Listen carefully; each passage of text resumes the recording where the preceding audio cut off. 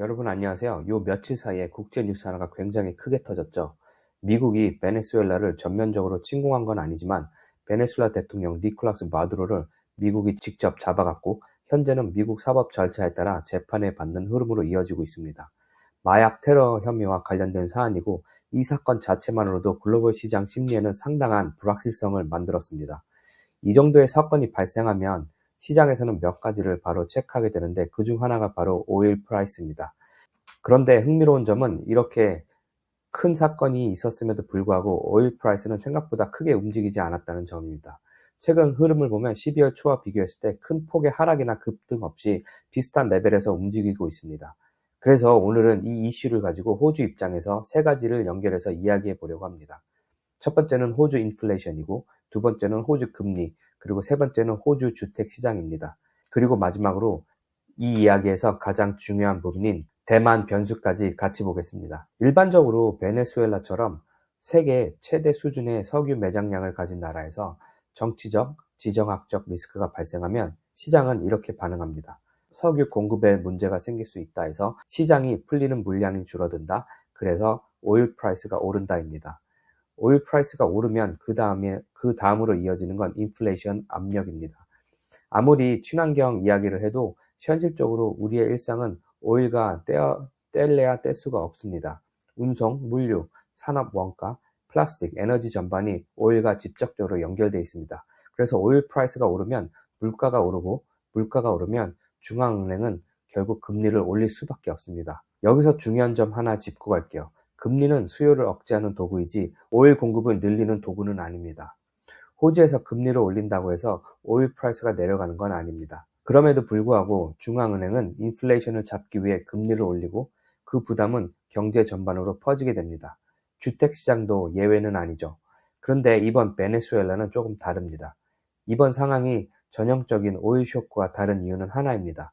베네수엘라는 원래 석유를 충분히 수출하지 못하고 있던 나라였다는 점입니다. 석유 매장량은 많지만 인프라는 노후돼 있고 정유, 생산시설 효율도 낮아서 실제로 시장에 나오는 물량은 제한적이었습니다. 그래서 지금 시장에서는 이런 시나리오도 같이 나오고 있습니다. 미국이 개입한 이후 미국계 에너지 기업들을 중심으로 베네수엘라의 석유 생산 구조가 정비되고 오히려 시장에 풀리는 석유 공급이 늘어날 수 있다입니다.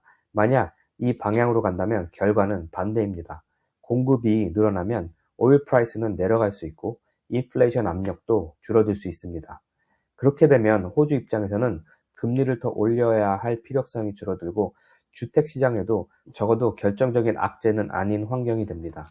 베네수엘라 이슈만 보면 2026년 호주 집값의 치명적인 부정 요인이라고 보기는 어렵습니다. 진짜 큰 변수는 대만입니다. 이제부터 더 중요한 이야기입니다. 이번 사건이 주는 메시지는 베네수엘라 하나로 끝나지 않을 수 있습니다. 국제 질서에서 어디까지가 허용되고 어디부터가 금기냐라는 기준이 예전보다 훨씬 흐려지고 있기 때문입니다. 이런 상황에서 중국이 대만 문제에 대해 실질적인 행동에 나선다면 그 파급력은 베네수엘라와 비교가 되지 않습니다. 대만은 전 세계 반도체 공급망의 핵심입니다. 전체 반도체 생산의 약 60%, 특히 첨단 반도체는 90% 이상 대만에서 나옵니다. 이 지역에서 충돌이 발생하면 그건 단순한 지역 분쟁이 아니라 글로벌 시스템 전체에 충격을 주는 사건이 됩니다. 그럼 호주에는 어떤 일이 생길까요? 중국이 대만에 대해 실제 행동에 나서면 미국은 제재에 들어갈 가능성이 높고 호주는 동맹국으로서 같은 방향으로 움직일 압박을 받게 됩니다. 문제는 중국이 호주의 가장 중요한 무역 파트너라는 점입니다. 호주 경제를 지탱하는 핵심은 철광석이고 그 최대 수입국이 중국입니다. 무역 제재가 현실화되면 호주 경제는 직접적인 타격을 받게 됩니다. 이런 환경에서 가장 먼저 변하는 건 은행의 태도입니다. 불확실성이 커지면 은행은 대출 기준을 급격히 보수적으로 바꿉니다. 빌릴 수 있던 사람도 지금은 안 된다는 말을 듣게 됩니다. 그러면 집을 사고 싶어도 못 사고 동시에 집을 팔고 싶어 하는 사람도 줄어듭니다.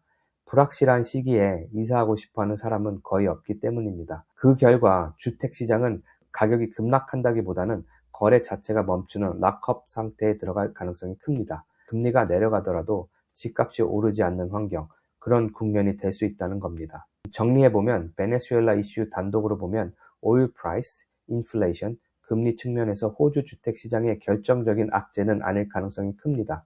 그래서 기본 시나리오는 2026년에도 호주 집값이 유지되거나 상승할 가능성이 여전히 남아 있습니다. 하지만 대만 이슈가 현실화된다면 그건 완전히 다른 차원의 이야기이고 호주 경제와 부동산 시장 모두 상승보다는 불확실성 관리 국면으로 들어갈 수 있습니다. 여러분들은 어떻게 보시나요? 댓글로 여러분들의 생각을 남겨주시고 이런 식으로 국제 흐름을 호주 집값과 연결해서 보는 콘텐츠가 도움이 되셨다면 좋아요와 구독도 부탁드립니다.